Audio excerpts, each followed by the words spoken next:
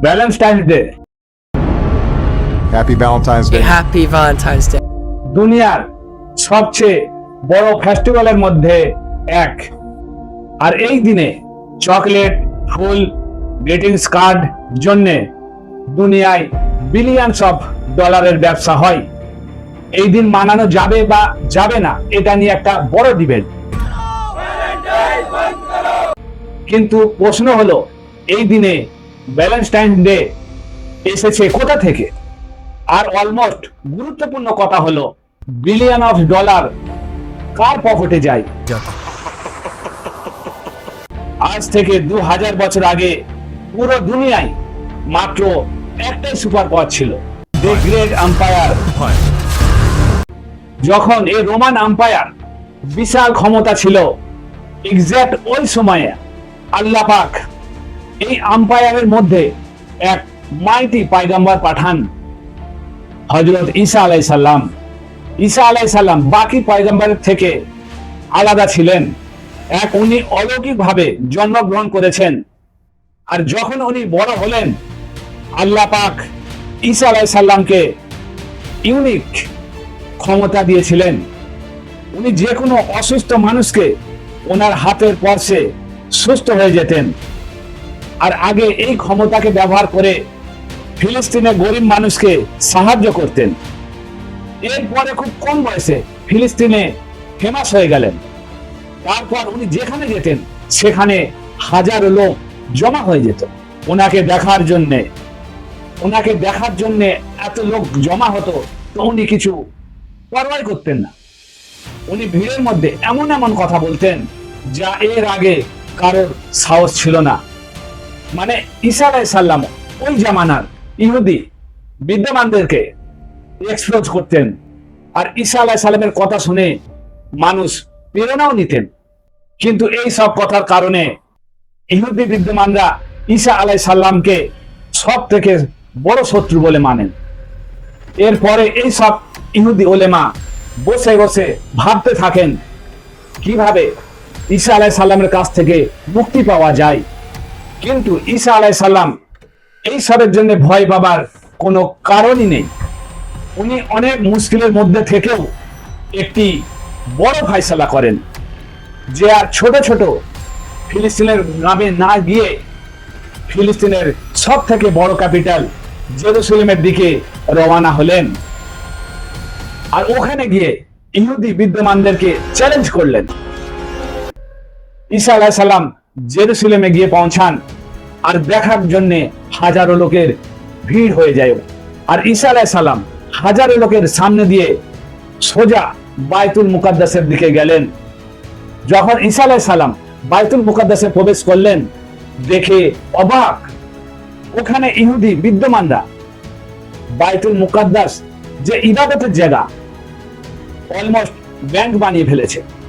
আর ওখানে গরিব চাঁদা তোলার লোক আর টাকা এক্সচেঞ্জ করার লোক বসেছিল। ঈসা আলাইহিস সালাম এইসব দেখে রেগে গেলেন আর সঙ্গে সঙ্গে যেসব চেয়ার টেবিল ছিল সব বাইরে ফেলে দেবার হুকুম দিলেন। আর বাইতুল মুকাদ্দাসে যত ব্যাংকের লোক ছিল সবাইকে দৌড় করাই। এইসব ইহুদি বিদ্যমানরা নিজে চোখে দেখে বলল, বাস অনেক হয়ে গেছে, আমরা আর সহ্য করব না। এরপরেই এই ইহুদি আর রোমান আম্পায়ারের সাথে মিলে ঈসা আলাইহিস সালামকে হত্যা করার চক্রান্ত করে। আর কিছু সময় আগে আল্লাহ পাক ঈসা আলাইহিস সালামকে বাঁচিয়ে নেন। এরপরে ইহুদিরা ভাবলো ঈসা আলাইহিস সালামের পরে আর কিছু হবে না, দুনিয়া ভুলে যাবে। কিন্তু ঈসা আলাইহিস সালামের 11 জন ফলোয়ার ছিলেন। এই 11 জন খ্রিস্টান ধর্ম প্রচার করতে থাকে আর খুব দ্রুত খ্রিস্টান বাড়তে থাকে। এই দেখে রোমান আম্পায়ারও ভয় খেয়ে যায়। আর যদি এইভাবে খ্রিস্টান বাড়তে থাকে, দুনিয়ায় খ্রিস্টান ভরে যাবে আর আমাদের পুরাতন রিলিজিয়ন শেষ হয়ে যাবে। আর এই সব রোখার জন্য রোমানদের কাছে একটি উপায় ছিল, সমস্ত খ্রিস্টানকে মেরে ফেলা। এরপরে রোমান আম্পায়ার পুরো ক্ষমতার সাথে খ্রিস্টানদের উপরে ভীষণ জুলুম করতে থাকে। আর ধীরে ধীরে সময়ের সাথে সাথে খ্রিস্টানদের উপরে অত্যাচার আরো বাড়তে থাকে। অবশেষে 200 বছর পরে রোমান আম্পায়ারের সিংহাসনে এক নতুন বাদশাহ বসেন, এম্পায়ার ক্লোডিয়াস।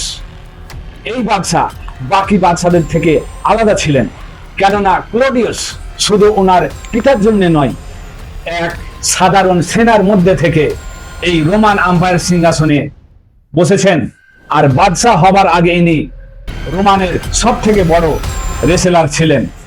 যখন ক্লোডিয়াস দুনিয়ার সব থেকে বড় বাদশাহ বানার পরেই প্রথমে এই সেনাদের ক্ষমতা ব্যবহার করে ওনার যত বিরোধিতা ছিল সবাইকে শেষ করে দেয়। এত বড় সেনাবাহিনী হবার সত্ত্বেও ক্লোডিয়াস ভাবলেন সেনাদের যেভাবে লড়ার দরকার সেই মনোভাব নিয়ে লড়তে পারেনি। ক্লোডিয়াস জিজ্ঞাসা করলেন, এটা হবার কারণ কি? সেনাপ্রধান বলল, আমাদের সৈন্যদের মধ্যে এবং সেনাবাহিনী সব থেকে বেশি। যখন এদের বিবাহ হয়, বিবাহের পরে এদের লড়াই করার মনোবল একেবারে শেষ হয়ে যায়। এই শুনে ক্লোডিয়াস বলল, আচ্ছা এই ব্যাপার। আজ খ্রিস্টানদের কাহিনীতে এটা বলা হয় ক্লোডিয়াস একটি বেতুকি হুকুম জারি করেছিলেন। আজকের পরে পুরো রোমান আম্পায়ারের জোয়ান সৈন্যদের বিবাহ করা যাবে না। বিয়ে বন্ধ করার পর সেনাদের মনোবল তো একটু বাড়লো, কিন্তু দেশের জনগণ এই ক্লোডিয়াসকে ঘৃণা করতে লাগলো। কেননা বিয়ে বন্ধ করার পরে বেহায়াই আর ধর্ষণ বাড়তে থাকে। আর যখন বেহায়াই চরম সীমা পার করলো, আর ঠিক ওই সময়ে এক সাধারণ খ্রিস্টান প্রিস্ট ভ্যালেন্টাইন ডে এই দিনে সিদ্ধান্ত করেন বাদশার এই নিয়ম মানা যাবে না। আর এর আগে হিস্ট্রিতে কোথাও নেই, কিন্তু খ্রিস্টানদের কাহিনীতে বলা হয় সেন্ট ভ্যালেন্টাইন ডে নিজের জীবনের পরোয়া না করে রোমান বাদশার চোখে ফাঁকি দিয়ে যুবক ছেলে মেয়েদের বিবাহ করাতেন। লোকেরা খবর পেয়ে দূর দূর থেকে সেন্ট ভ্যালেন্টাইন ডের কাছে আসতে থাকে। আর এইভাবে সেন্ট ভ্যালেন্টাইন ডে একলা রোমান আম্পায়ারের এই বেহায়াইয়ের বিরুদ্ধে একটা আন্দোলন শুরু করে। কিন্তু ধীরে ধীরে এত লোকের বিয়ে হতে লাগলো, আর এ খবর রোমান বাদশার কাছে পৌঁছে যায়, যা এই বরিয়ার বাদশার সাথে বিরোধিতা করা। অবশেষে বাদশাহ ক্লোডিয়াস হুকুম দিলেন, এ ভ্যালেন্টাইন যেই হোক না কেন একে খুঁজে মাথা গর্দান থেকে আলাদা করে দাও। এরপরে রোমান সেনারা খুঁজে পেলেন ভ্যালেন্টাইন ডেকে কারাগারে বন্দি করে দেন। যখন ভ্যালেন্টাইন ডের ফলোয়াররা জানতে পেরে দুঃখ পেল, ক্রুসেডারের মতো জালিম বাদশার বিরুদ্ধে কিছু করার ক্ষমতা ছিল না। এখানে ওনারা সবাই একটি রিয়াজ শুরু করে, যা আজ পর্যন্ত চলতে থাকে। সেন্ট ভ্যালেন্টাইন ডে কারাগারের মধ্যে ছিল। প্রতিদিন ওনার ফলোয়ার জেলের সামনে এসে এইভাবে ফুল রাখতেন। বেশ কিছু সময় জেলে থাকার পর সেন্ট ভ্যালেন্টাইন ডের শেষ সময় এসে যায়। 14 ফেব্রুয়ারি ওনার মৃত্যুর শেষ রাতে জীবনের শেষ চিঠি লিখেন একটি মহিলার নামে। পুরো চিঠি লেখার শেষ ভাগে লিখেছিলেন যা দুনিয়াতে আজ পর্যন্ত সবাই বলে, ফ্রম ইউ ভ্যালেন্টাইন ডে। আর পরের দিনে 14 ফেব্রুয়ারি সেন্ট ভ্যালেন্টাইন ডেকে নির্মমভাবে হত্যা করে। আর এখান থেকে শুরু হয় নতুন ফেস্টিভ্যাল 14 ফেব্রুয়ারি। সেই জামানার কোনো সাধারণ ফেস্টিভ্যাল ছিল না। এটা এমন দিন ছিল, রোমান আম্পায়ার 14 ফেব্রুয়ারিতে এক জায়গায় জমা হয়ে ওদের এই ক্ষুধাকে খুশি করার জন্য ফেস্টিভ্যাল মানাতো। আর এ কোনো সাধারণ ফেস্টিভ্যাল ছিল না। এখানে সব মহিলা বেহায়াইয়ের সীমা পার করে ফেলতো, এমন এমন হরকত করত এখানে এক্সপ্লেন করা সম্ভব নয়। আর এরপরে রোমান আম্পায়ার 14 ফেব্রুয়ারি দুবিধায় পড়ে যায়। কারণ একদিকে 14 ফেব্রুয়ারি খ্রিস্টানরা ভ্যালেন্টাইন ডে মানায়, লোকেদেরকে বেহাই থেকে বাঁচাবার জন্য বিবাহ করার জন্য মোটিভেট করে। আর অন্যদিকে রোমান আম্পায়ার একই দিনে বেসারম ফেস্টিভ্যাল মানাতো। আর একই দিনে দুই ফেস্টিভ্যাল মানানো বড় দুবিধার মধ্যে পড়ে যায়। তবে ধীরে ধীরে রোমান আম্পায়ার ফেস্টিভ্যাল শেষ হয়ে যায়। এরপরে পুরো আম্পায়ার একটাই রিলিজিয়ন হয়ে যায়, খ্রিস্টান। এরপরে খ্রিস্টান বিদ্যমানরা যে পুরানো ফেস্টিভ্যাল ছিল একেবারে শেষ করে দেয়। আর পুরো রোমানের লোক 14 ফেব্রুয়ারিতে যারা বিবাহকে সেলিব্রেট করে এই দিনে ভ্যালেন্টাইন ডে মানাতে থাকে। আগে 1000 বছর পর্যন্ত ভ্যালেন্টাইন ডে একটি ছোট্ট ফেস্টিভ্যাল ছিল, শুধু ইউরোপের কিছু লোক জানতেন। কিন্তু 1000 বছর পরে লন্ডনের একটি লোক ভ্যালেন্টাইন ডে পুরো দুনিয়ায় মশহুর করে দেন। নাম হলো William Shakespeare. Shakespeare, one of the greatest authors of all time. দুনিয়ার বড় রাইটার আর আর্টিস্ট বলে মানে।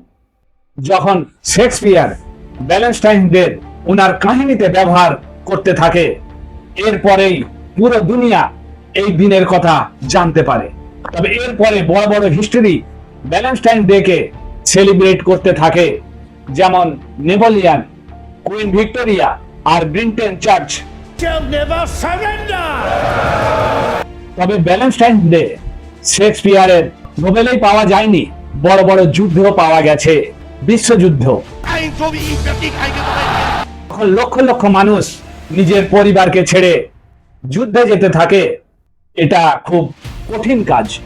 লাখো বাপ ছেলেকে ছেড়ে, স্বামী স্ত্রীকে ছেড়ে, ছেলে মাকে ছেড়ে দূরে যেতে হয়।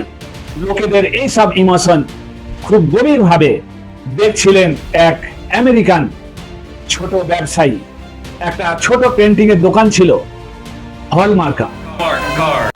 এই দোকানে ভ্যালেন্টাইন ডে কনসেপ্টকে দুবারা তুলে ধরে আর লাখো কার্ড ছাপিয়ে প্রত্যেক ঘরে ঘরে পৌঁছে দেয়। মানে বিশ্বযুদ্ধে ভ্যালেন্টাইন ডে কার্ড ছাপা হয়।